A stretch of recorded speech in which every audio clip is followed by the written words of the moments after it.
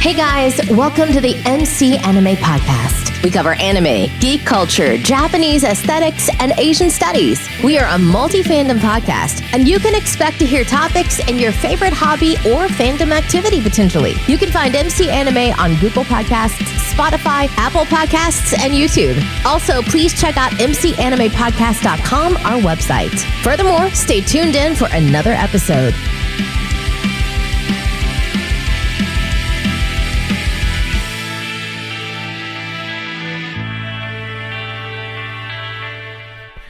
Hey guys, welcome to another episode of MC Anime. I'm MC Anime. We have another special guest with us today.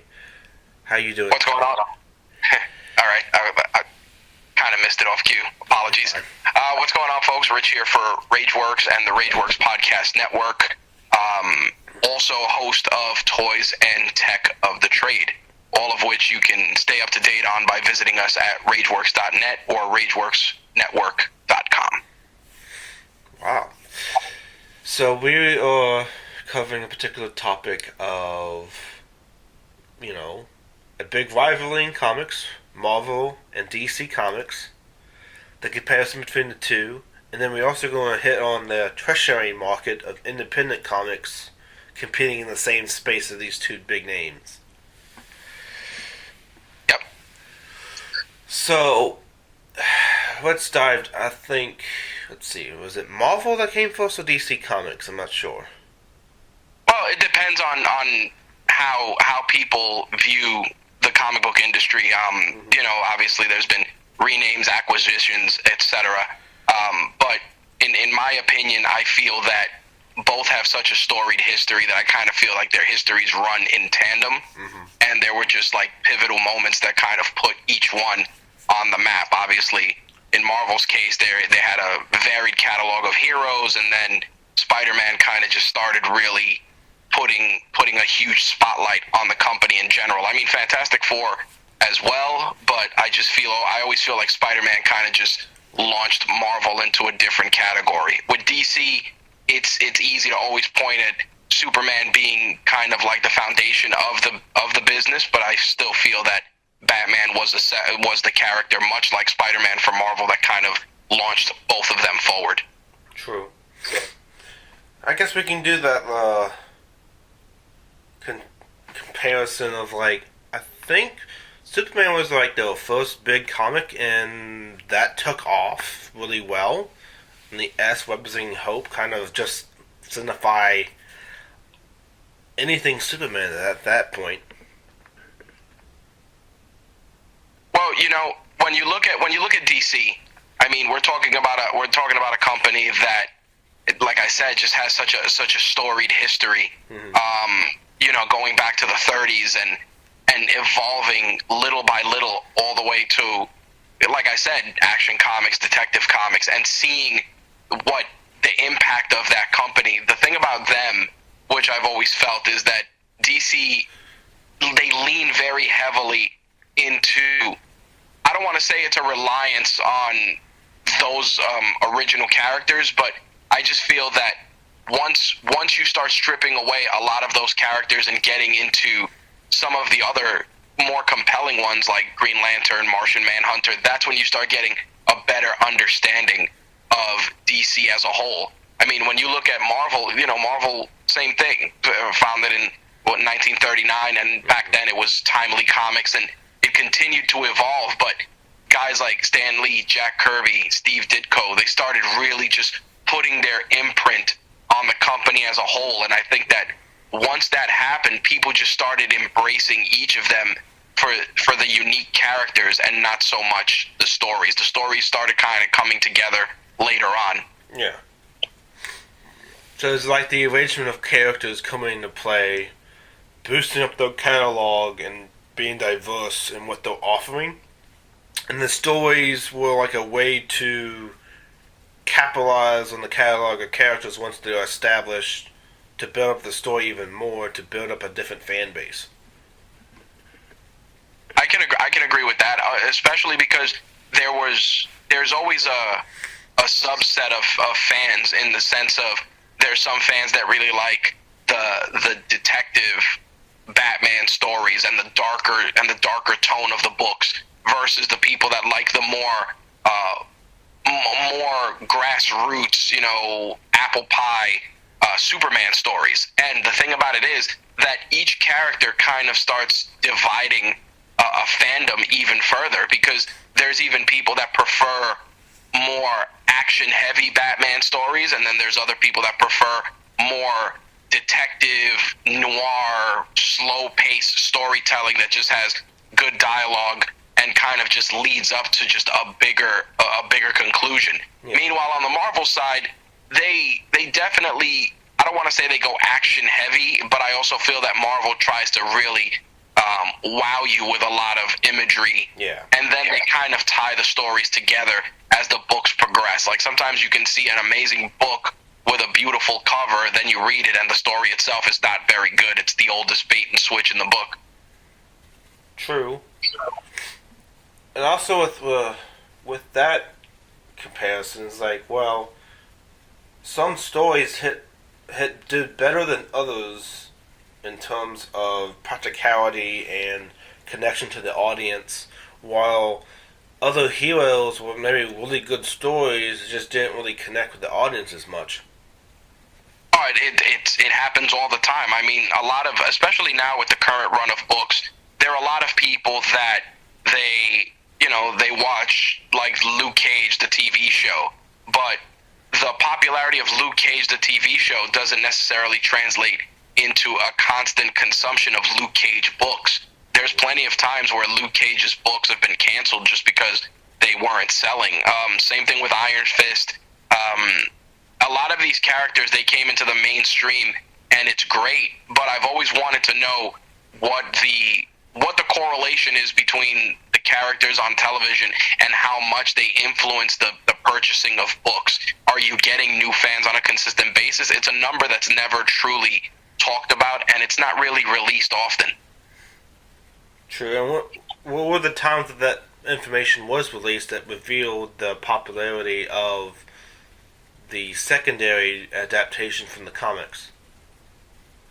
I feel that number is kind of skewed, meaning that I've seen conflicting reports on that, but when I've gone to local stores to buy books or just to talk to store owners, they always say that when, like, a new Spider-Man movie comes out or something like that, or something that really gets the kids' attention, that's when kids are more interested, and you see an influx of more kids coming to the stores wanting to read books. And sometimes if the child's parents are comic book fans, it's kind of like an easy transition for the kids to get involved because it's just easier to explain. But the more mainstream characters, Batman, Superman, the Avengers, Captain America, I feel like their popularity kind of moved more of a younger fan base to want to seek out books. Older fans are always going to be loyal to those books, and some of them are even coming back to comics because they just want to reacquaint themselves and compare the stuff that's going on the big screen with the books. And obviously there's going to be a disconnect and there's going to be changes, but some people kind of get back into it based on the movies. But that number, like I said, it's always ever changing depending on who you ask and what kind of metrics they're really digging into. Okay.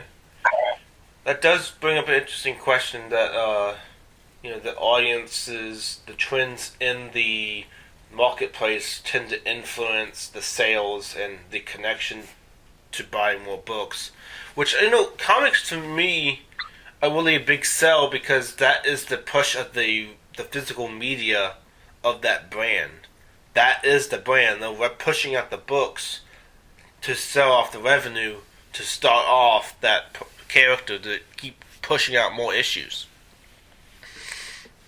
True. I think one of the things about it is also that when the books are out there, especially now that grading and looking at comic books as an investment tool has started to take off, now it's a matter of, and this is again a separate metric, are the people buying the books to read the books, or are the people buying the books for investment and to send them out to get graded? Because that's a big disconnect as well, if you think about it. If people go into a store and purchase a book and they purchase a number one or a first appearance or whatever, it's going to obviously inflate the value of the book, and people that may want to actually pick up the book to read it and learn about the character sometimes have to either wait for a second printing or pick up a graphic novel, because the value of the book now has increased exponentially, in part because people are kind of manufacturing the hype by sending out these books to get graded.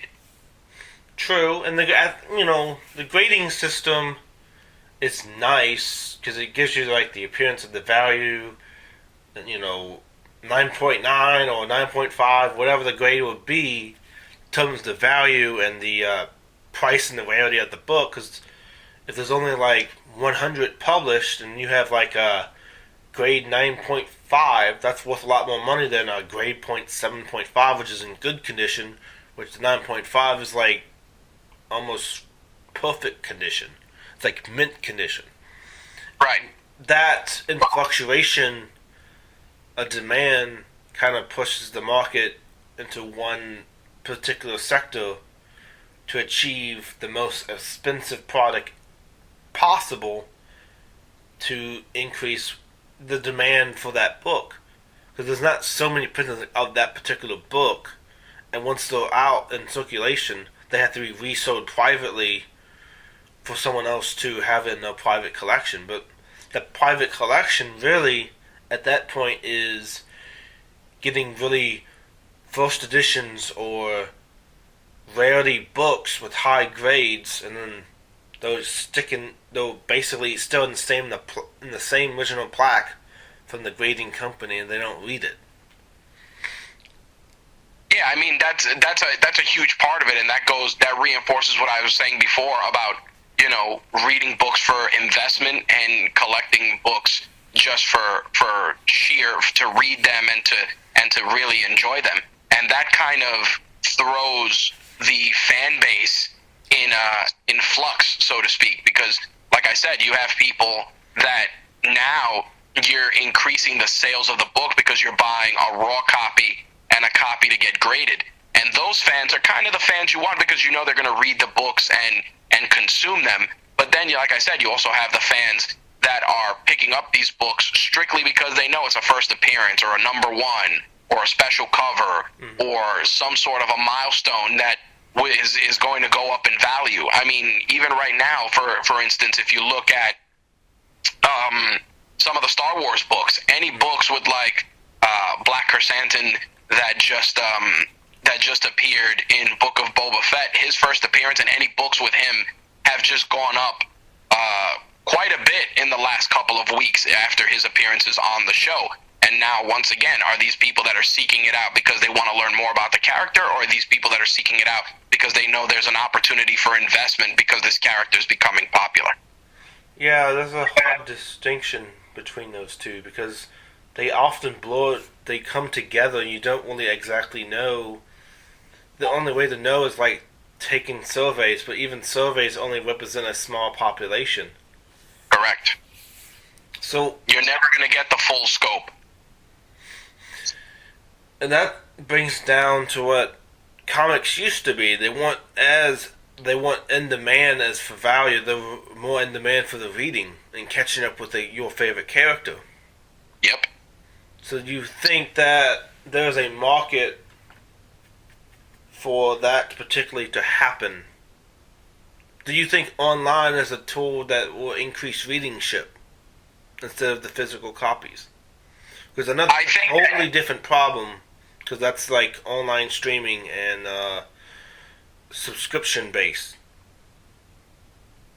So I think that digital has really opened it up for people that want to just enjoy the books but don't want to make the investment and don't have the storage to keep up with hundreds of books. There's plenty of people I know that are reading older books that are just impossible to find strictly because they know that it's just easier to open up an iPad or open up a Kindle device and consume those books and enjoy them.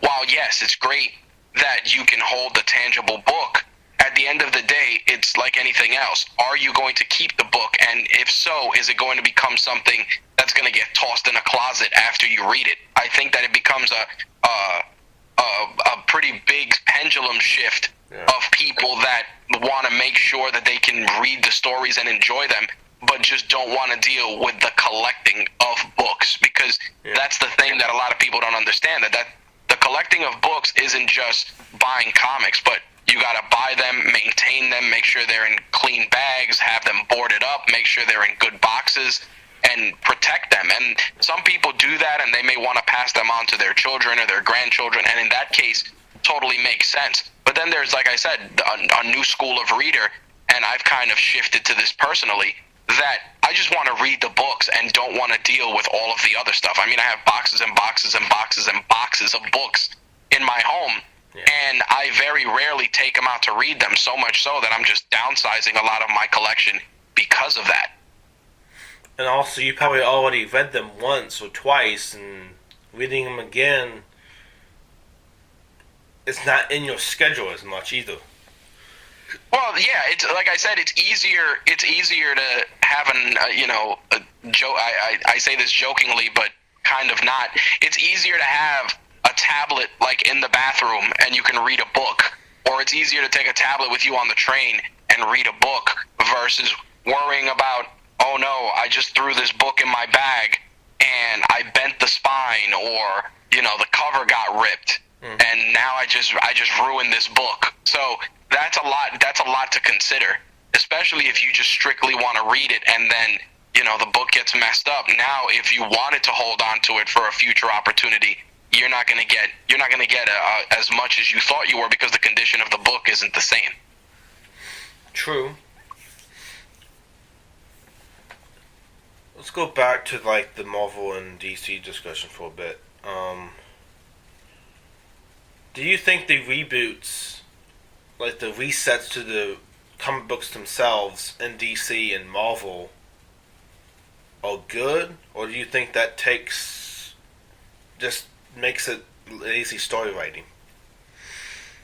It depends on the circumstance. I think that if you're doing it to consolidate a lot, because Marvel did that when they consolidated the Ultimate Universe. Yeah. And they kind of eliminated a lot of those Ultimate characters. Miles Morales came into the regular Marvel Universe, etc.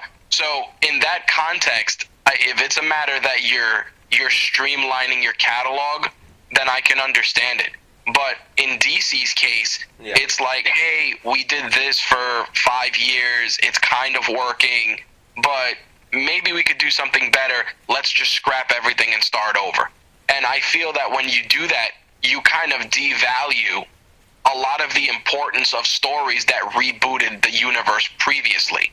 Like Crisis on Infinite Earths did a lot to kind of flesh out and give us like one main DC universe, but also acknowledging that there are alternate universes where stories can take place. Yeah. But the problem is that in the midst of all that, DC wanted to continue doing all of these other future events with their characters while not working on and focusing on the stuff that they currently have. Like, how, let's do more stories with Wonder Woman instead of just let's do a Wonder Woman in the future book and hope that the fans resonate with that. It's great if you want to do that, but you should include that within the main continuity and do it in little bits. Sprinkle it in there to kind of gauge fan interest, because what happens is you launch a bunch of new books with a bunch of futurist, characters, a new Batman or who's the new Superman, or a new person is Wonder Woman, without any additional context, and people, they may get into it, but some people may get soured because you haven't done enough with the current characters that you're so invested in creating new ones to replace them. And I also feel like the major reboots from DC Comics, I think there's like the third reboot to like the sixth reboot are almost identical. Like there's not like much difference between them. Yeah, they use it as a catalyst to either.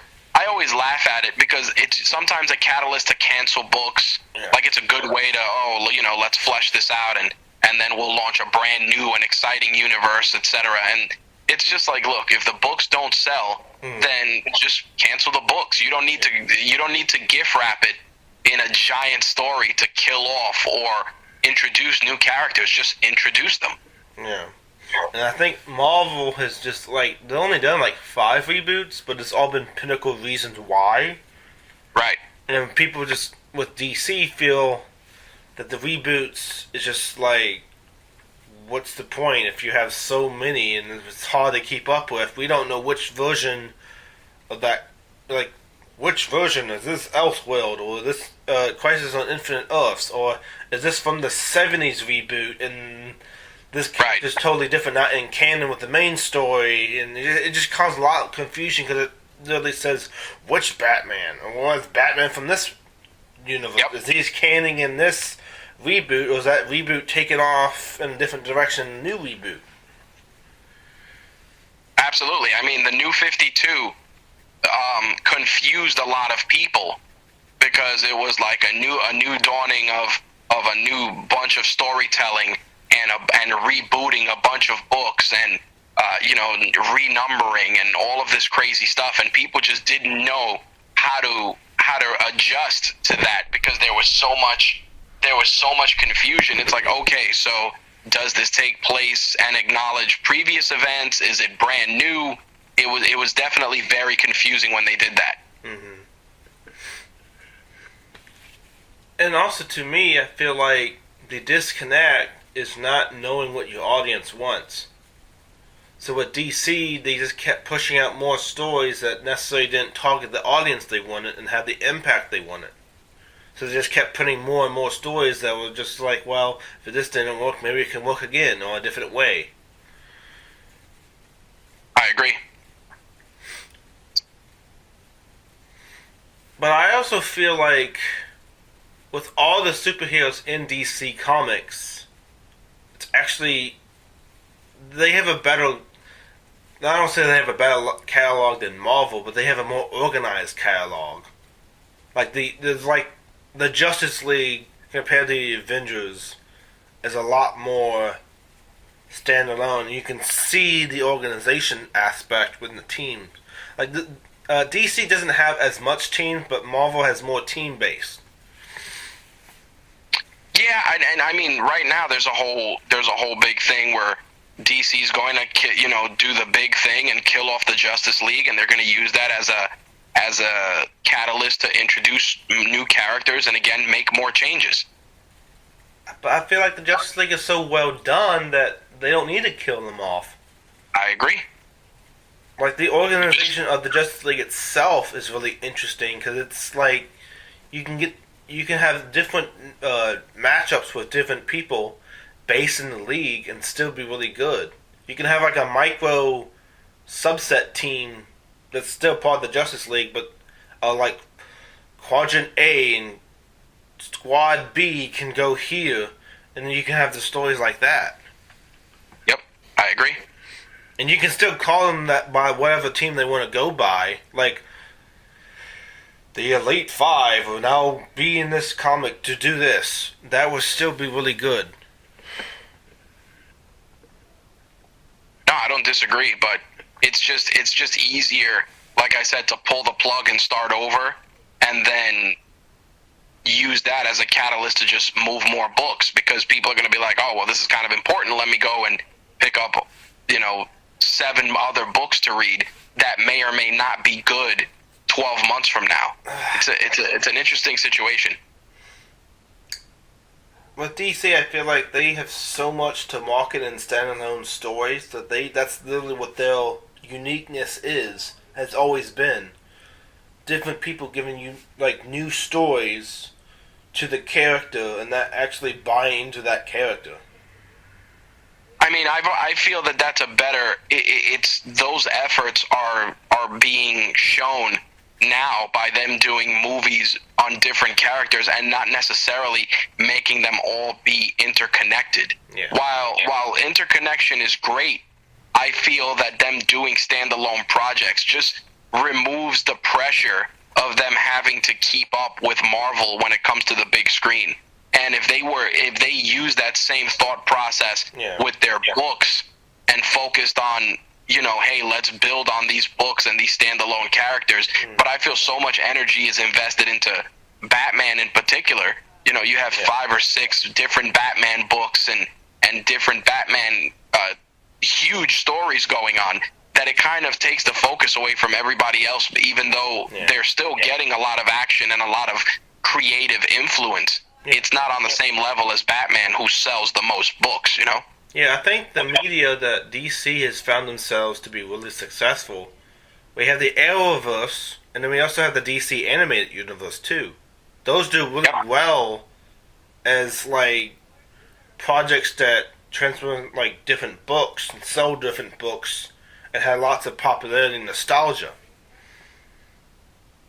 I can agree with that. I mean, the thing is that the TV shows, I feel like they don't know, or there's a inability to kind of wrap up a story. Like, if you feel that a series is good, you should always have an end in sight. Like, hey, we're going to do 5 series, 6 series, because at the end of the day, what's going to end up happening is there's going to be a loss of quality over time, because you've kind of gone to the well with everything. I mean, The Flash is a great example where, the first few seasons were amazing, but once you kind of dig deep into his catalog of villains, like if it's not Reverse Flash or some of the bigger villains, it becomes a lot of filler, and then people lose interest. Yeah. I love the Arrowverse and how they did it, I think they had, like, way too many seasons of the Arrow, but, that's a different story.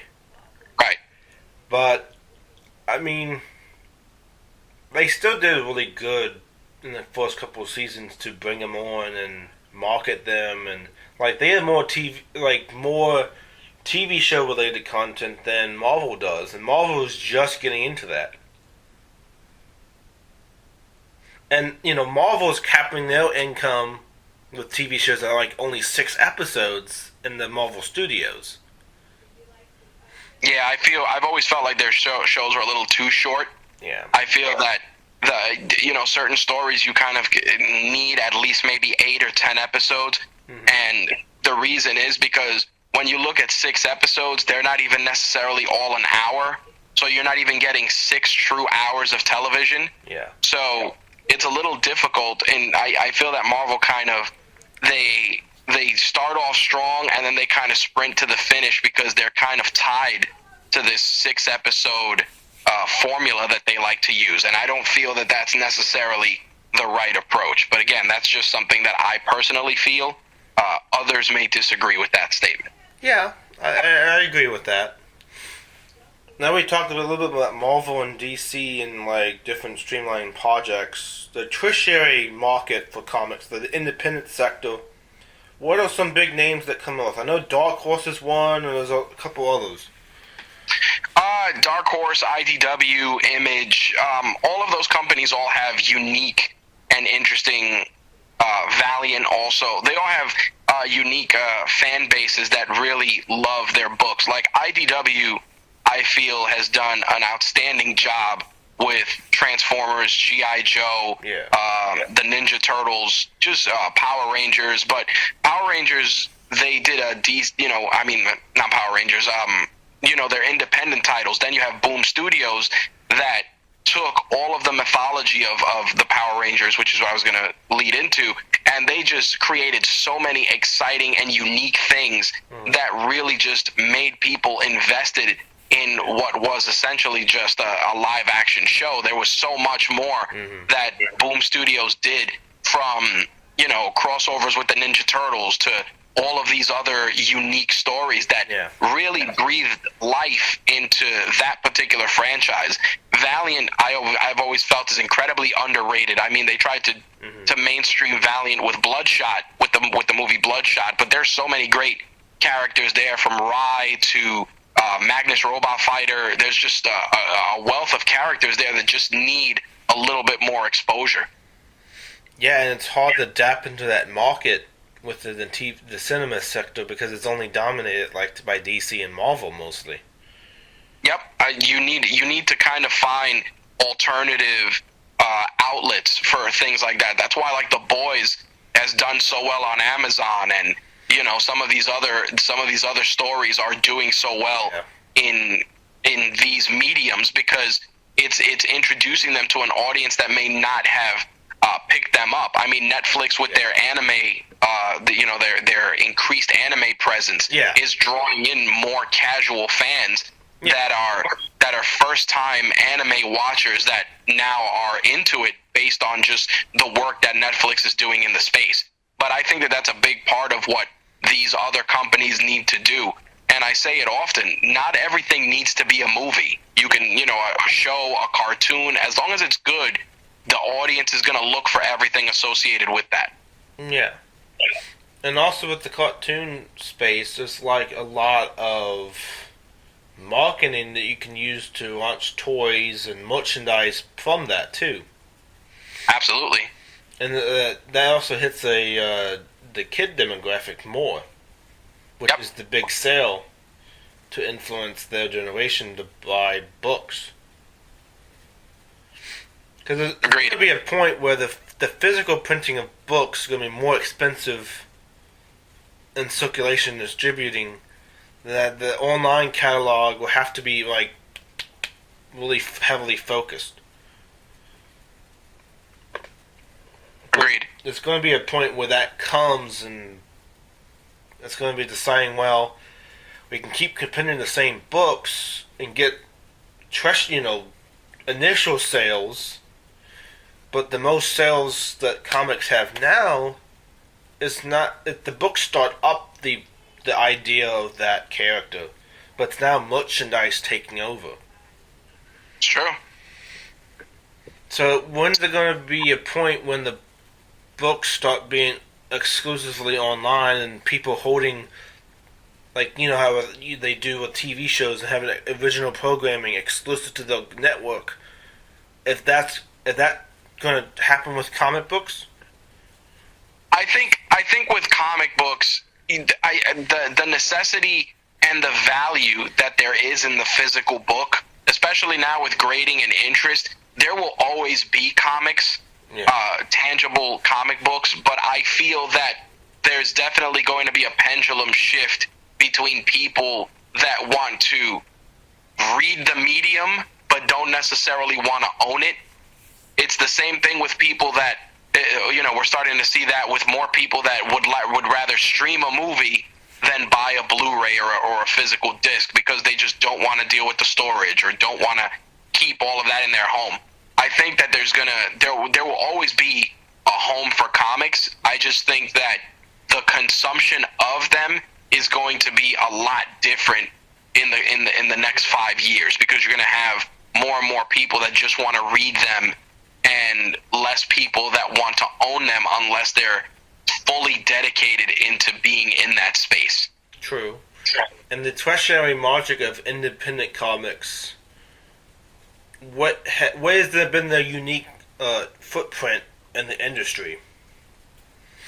I think you can look at Todd McFarlane and Spawn is a great example.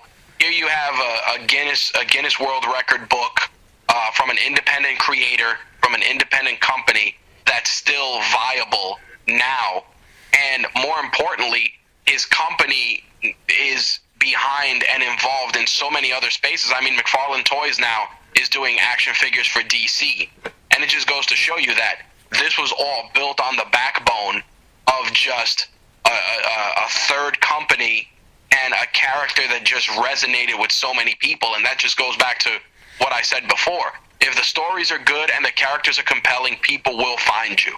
Okay. So as of lately, the tertiary market, has it been really impactful in the streamlined success of originality and separation from the bigger projects? I think there's a bigger ability to take risks, because you're more inclined to not be at the mercy of, quote unquote, the larger fan base. Meaning that when you look at Marvel is catering a lot of their stuff towards, obviously, keeping existing fans, but also selling toys and selling merch. Other companies are looking at it like, let's tell the stories that we want to tell, and if they're good, people will tune in. I mean, Invincible is a great example. That's a cartoon that's based on a book that is ultra violent. The subject matter is completely not the norm for certain fans, and they found success because they found a place that supports that creativity. And I think that, you know, when you look at the tertiary market of companies, more and more creativity and the ability to have more freedoms is going to allow them to do more. Yeah. And also with the tertiary market, you also have like stuff like the webtoons, the webcomics, and the indie comics too, making an impact in the consumption of just online presence. Absolutely. Like, is there a particular webcomic that you think was really done and had lots of success? You know, my consumption of web comics is a little limited just based on my personal schedule, but I do see a lot of independent creators really doing a lot of stuff. I mean, Black Sands Entertainment, you know, they have this original library of characters. They're doing these really unique stories. They were recently even on Shark Tank to get funding. And seeing that unfold, and the fact that they got buy-in from a guy like, I believe it was Kevin Hart that invested in the company. When you see something like that, you really understand that, like I said, if you're bringing something compelling to the general public, there's going to be interest in it. It's just a matter of making sure to package it in a way that can get people talking and get people's attention. True. Because I know, like, Webtoons is huge in South Korea, and they're bringing more and more people going to that, even if they're not from the Korean representation. There's still people coming in doing Webtoons as well, and that's a big market too.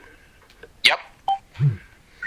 I think that Webtoons and those properties will pick up more steam when they get adopted by these larger companies, meaning that they start investing more in that space. So if a popular webtoon gets picked up by Netflix and then Netflix does a series on it, it's a win-win, because then the people that enjoy the series on Netflix will then seek out the original source material or the books, because there's going to be that curiosity that's going to get them interested. Yeah, and also the original programming with Webtoons, they have been picked up recently by Crunchyroll and streamlining that as well. Right. Yep. Crunchyroll is a great example of that. You know, Crunchyroll has a dedicated fan base, and there's a thriving community that's going to get more people talking. And it's just a matter of getting that property in front of the right set of eyes that can take that to the next level.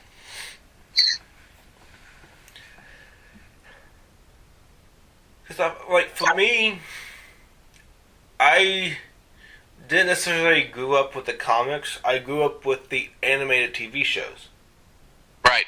So that my connection to the universes was like, well, I really like this animated series, and I dove into, you know, I could possibly look into a online subscription for comic books, but what mostly I've been doing, people going in comic walkthroughs of explaining the story, is a medium that I found to be very successful with me understanding the comic. Right. And I don't know if that is necessarily better, because that's not supporting the creator that made the comic. Well, you know what it is? Again, it just reinforces that curiosity. If the creator is going to be excited as if their property is just being enjoyed, absolutely, you want to sell more books, you want to get brand deals, etc. But there's plenty of small companies and small creators that do unique things, that have a dedicated and passionate fan base, that go out of their way to put those products on other people's radar. But like I said before, it's just a matter of them being in front of the right set of people. True. And I feel like there's like hour-and-a-half comic walkthroughs are actually really expansive in what is going on in that storyline. Well, it's also the fact that independent creators content creators like yourself, me, and many others are going out of their way to put these books in front of the new audiences and sharing these news stories, because sometimes people, you have to kind of go where the people are. Yeah. So if you're a creator and you want to do a book that's catered towards a younger demographic, then you want to make sure to promote that book on like TikTok, or you want to try and put images of the book on Instagram. You want to try and do things where other artists can draw your characters. That way you can just get people to talk and be interested and be like, wow, that's a cool character. Where's that character from? Oh, it's from this anime, or hey, it's from this webcomic, or hey, it's from this other thing. Would you like to learn more? Here's where you can check it out. I think that this is an instance where social media is very, very crucial to getting certain things on people's radar. True. And another, I think one of the older comics, Archie Comics, is doing really well just because they've been around so long. Yep. Longevity is key, and so is a dedicated fan base. Yeah, and you know the way they publicize their books, it's like I think it's multiple chapters in one book, or standalone stories. If I'm not mistaken. Yep. Yeah, there's standalone stories. I mean, I haven't read an Archie comic in a long time, but if I remember correctly, they used to have separate stories in one book. So it's kind of like interesting that I still see it. I mean, I look at Food Line. I'm still seeing it on the shelf, being actually being bought. So there you go. We have a book space, and they're in that book space, and near the front. And that's I keep seeing them more over other comic related books. Right. Because usually they're like in book format, so it actually is really easier. Makes sense.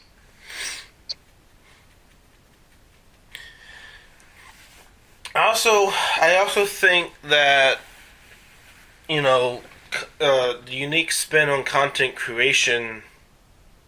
Like, what is the evolution of content creation over the years in all comics? I think that there's more intimacy now with the creation, because when I was reading books when I was younger, you had like Wizard the magazine, and you had previews and things like that would kind of keep you up to date with what was going on, what was coming onto shelves. But the beauty of our current landscape of content creation is that it allows people to talk about their passions in a way that can probably get more people involved. If you do comic reviews on Instagram or YouTube, etc., these are things that were originally left to major media platforms to do.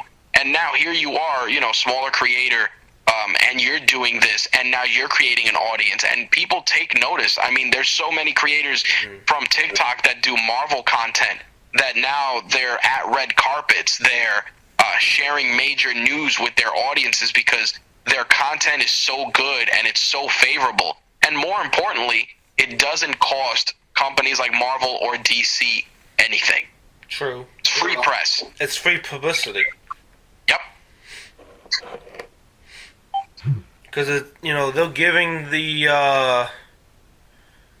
basically they're giving them the right to use fair use as the transformative nature of their content into a new wave of understanding that content. Well, yeah, I mean, there's always going to be a bit of a disconnect, because there's the depending on which platform you're using and what you're relying on, it's always going to be issues. But if you're talking about it and you're just doing conversational content, you're going to connect with people. Number one, because you're going to show knowledge in the space, and that's what people are going to want to look at you as. You're going to always want to be a person, an authority figure.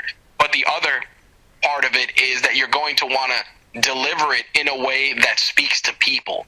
Sometimes people don't want the big, like people don't want a big 5,000 word article about Batman. They might want a 5-minute video that kind of just gives you the key points of the character. It talks about certain stories you might want to read, etc. Yeah. It's just a matter of finding which medium works best, not for you, the creator, and also for your audience. If that works for them, then that's what you got to dig into.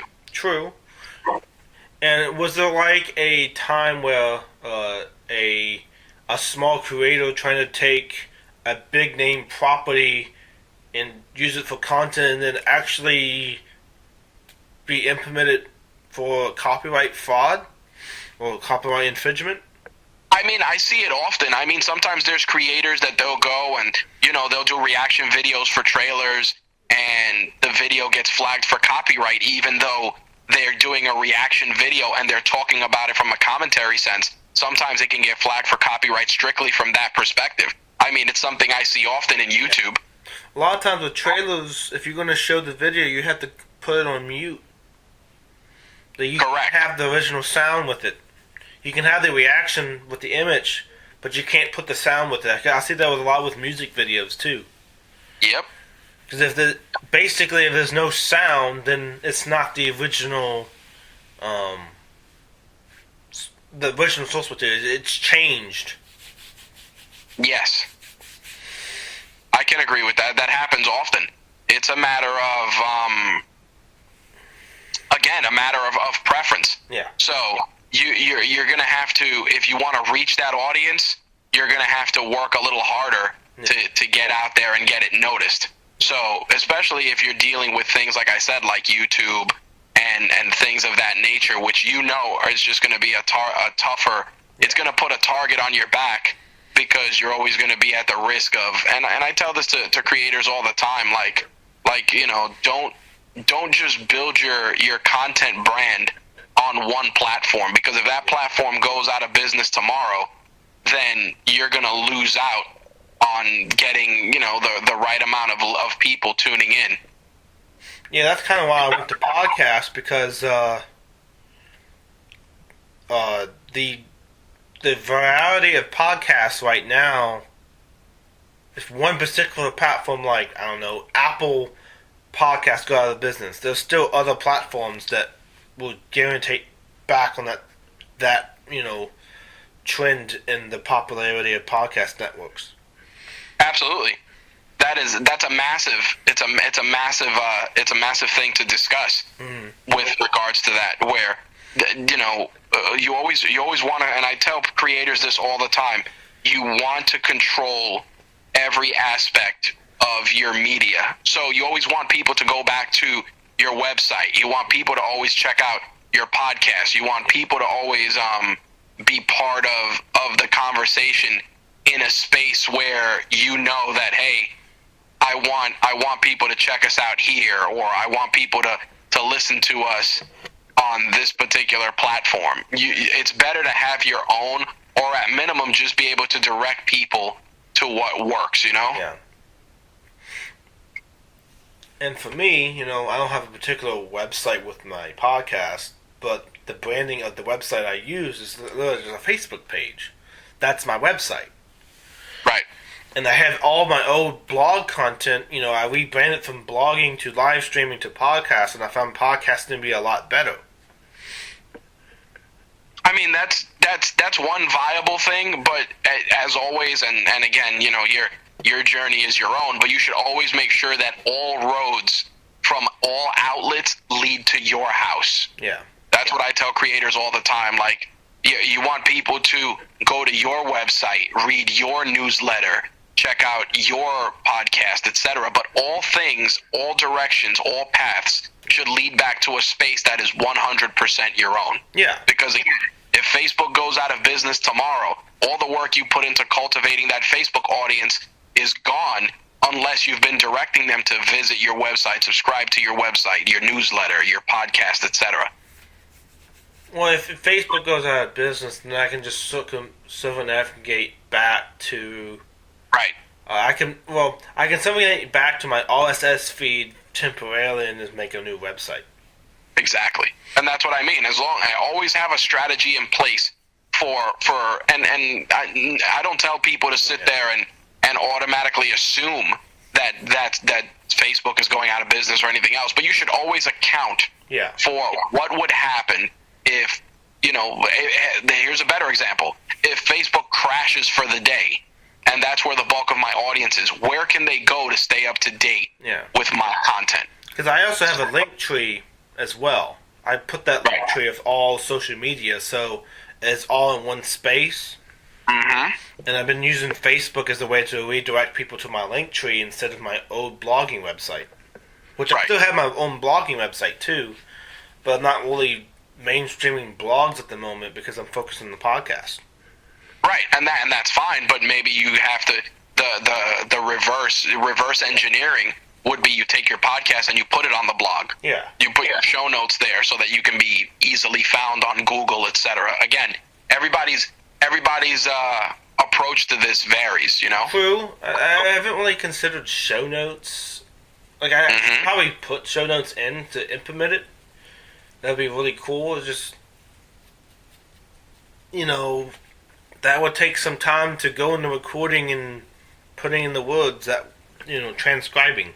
Oh, yeah, of course. I mean, there's transcription services. There's a bunch of tools you can use, but I definitely understand. But at the end of the day, even if you do a paragraph, you know, paraphrasing the episode, like, hey, this week I sit down with X and we discuss X, and you can find out more by pressing play and listening to the episode. You know, you just want to make sure that there's there's all, like I said, all roads lead back to your stuff. Yeah, I usually been using like the paragraph with the description of my podcast episode too. Yep, and that's exactly it. Like I think people make people complicate things. You don't need much. Like I said, you know, a simple paragraph with the episode, maybe some bullet points. Yeah. Your links where people can find the rest of your stuff, etc. And that's it. But again, you know, everyone's approach is different. You just got to find what works for you. True. And if worst case scenario, I can just use the SoundCloud as the like go-to website, because I've seen other podcasts that the SoundCloud is actually the main website they're using for content. Yeah, I personally don't recommend that, only because SoundCloud's future is not very secure. Yeah. So I always tell people, again, just like Facebook or some of these other brands, it's harder to say, oh, they're going to go out of business or they're going to fold. Yeah. SoundCloud is notoriously always on the radar of content creators or veteran podcasters as an outlet to not use because of, you know, their longevity. I'm just using it because it's an easy access to just upload everything. No, absolutely. But you know, it's just I'm just giving you that perspective of how it's viewed in the space. Yeah, I think I only went to SoundCloud because I know there's an audience in SoundCloud. Right. And you know, it's like I know it's a limited audience, but if some people might like it because it's like mostly music, then maybe they'll go to it. You know. Oh yeah, never shy away from having your podcast or your content everywhere. Yeah. But like I said, make sure that all roads on the highway lead back to your house. Yeah, I still need if I'm going to invest in an original website, then I'll have to have a domain as well. Correct. Got to buy a domain.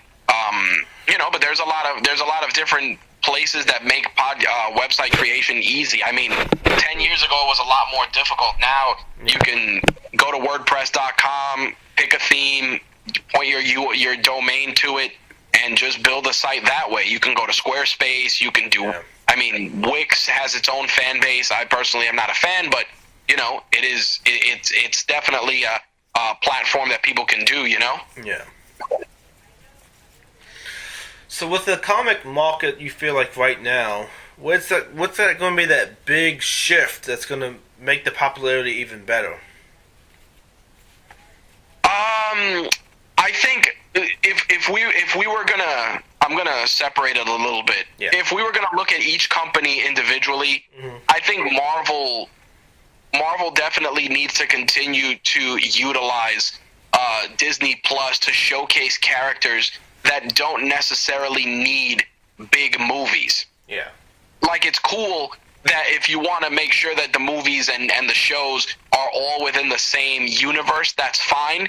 But not everything needs to connect 100%. It can connect loosely. Yeah. And that's fine.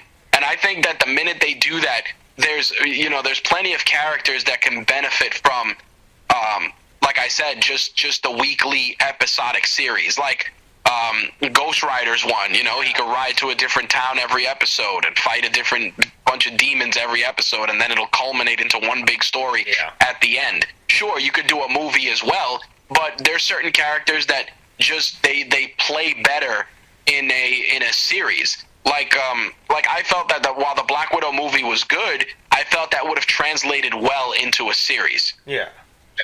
But again, that's just a personal feeling. In DC's case, I think that DC should not focus on chasing Marvel so much and trying to create this giant connected universe. If you want to do it, let it happen on its own, but don't force it, because you know, if you're gonna do it, and you went from you went from Superman to Batman versus Superman to introducing Wonder Woman to Justice League, and then Aquaman didn't have a film. I believe Aquaman ended up coming out after, if I remember correctly. But I just feel that they did way too much too quickly instead of just building on those characters. Like, sure, you could have had Batman show up in Batman versus Superman, but before doing Justice League, you should have done a Ben Affleck Batman movie. Yeah. And you should have built out those characters individually so that the actors and actresses can grow into those roles. But like I said, looking, going backwards and saying that is fine, but going forwards, they should definitely focus on, like you said, having a stronger animated audience, because their animated stuff is very good, and then focus on just doing good films in general. Like right now, the Batman, everybody's excited for it, and it's not tied to anything. It might be tied to something, but it doesn't necessarily need to be. Yeah. And then, tertiary companies need to continue to leverage platforms like Hulu and Amazon and Netflix, and really just grow those audiences, because those audiences can definitely be very instrumental if it comes time to go to the big screen, because they'll follow that property to the big screen if it's something they truly, truly enjoy. Yeah, and the original programming that those particular companies can offer that platform is also a huge bonus too. Yep.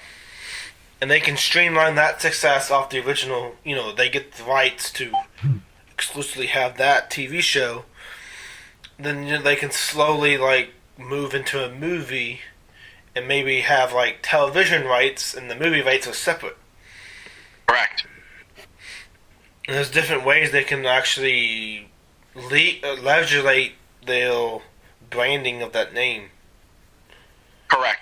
I mean, it's definitely one way to look at it.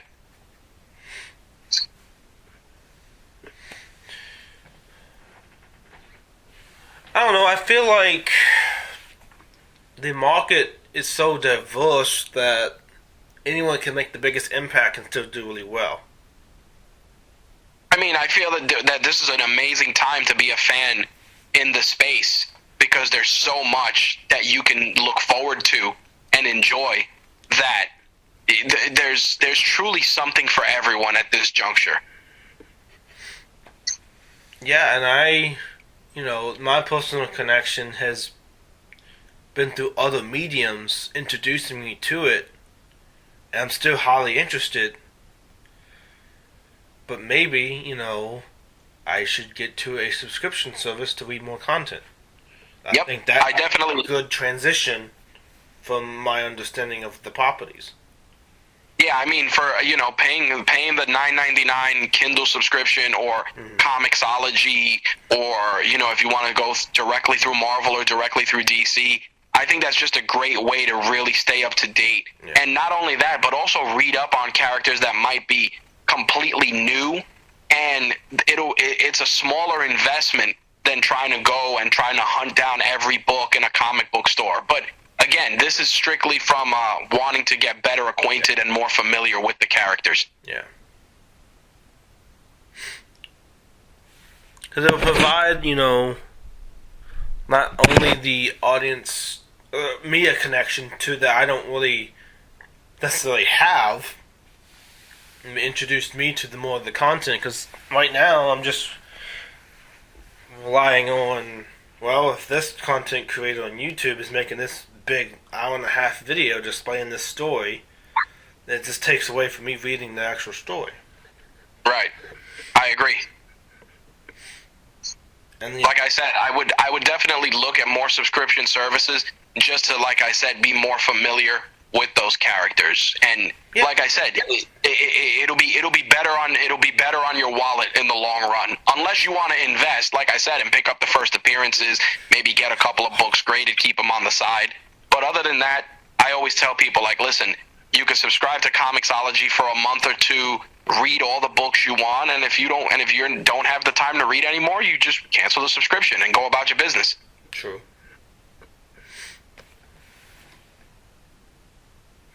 I feel like that's a great way to connect more if you're interested, you know. Also, I also feel that I feel like I can read more in a short amount of time, just based on of manga I've read, and you know, like how much time it's actually involved in reading it. It's a lot less than watching actual TV shows. Well, yeah, I mean, you know, a manga, you could read a manga in the bathroom, you could read a manga on the train or on the bus, and sure, you could watch it on your phone, but not everyone has that time, you know? Yeah. And also, if there's not like that property doesn't have another adaptation, the comic book is really good for that. Yep, agreed. Like comics for me, like there's a lot of dialogue, and you can read the dialogue pretty quickly, but it's mostly dialogue focused. True. Which is not bad. It makes you enjoy the content a little bit more.